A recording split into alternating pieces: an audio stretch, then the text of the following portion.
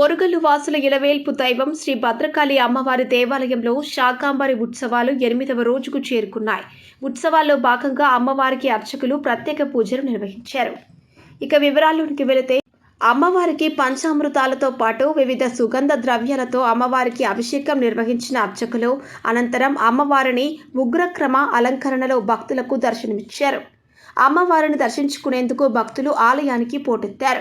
భద్రకాళి శరణం మమ అంటూ భక్తులు చేసిన నామస్మరణతో అమ్మవారి ఆలయ ప్రాంగణం మార్మ్రోగింది. అమ్మవారి దర్శనానికి వచ్చిన భక్తులకు ఎలాంటి ఇబ్బందులు కలగకుండా అధికారులు ప్రత్యేక క్యూలైన్లతో పాటు తాగునీటి వసతిని, ఉచిత అన్నదాన ప్రసాద వితరణ చేస్తున్నారు. భద్రకాళీ శరణం మమ భద్రకాళీ శరణం మమ భద్రకాళీ శరణం మమ భద్రకాళీ శరణం మమ భద్రకాళీ శరణం మమ భద్రకాళీ శరణం మమ భద్రకాళీ శరణం మమ భద్రకాళీ శరణం మమ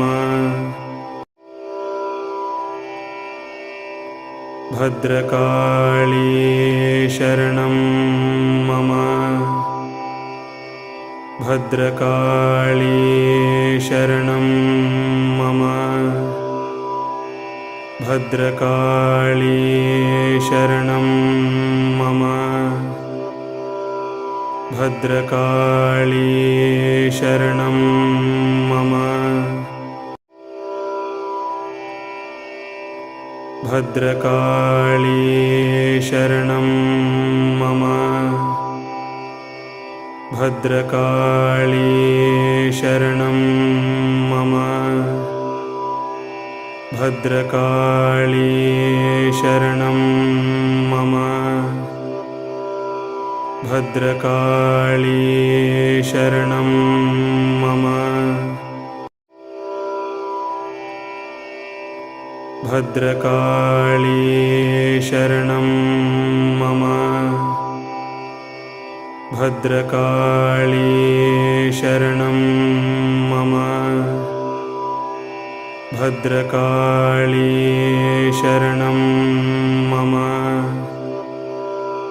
భద్రకాళీ శరణం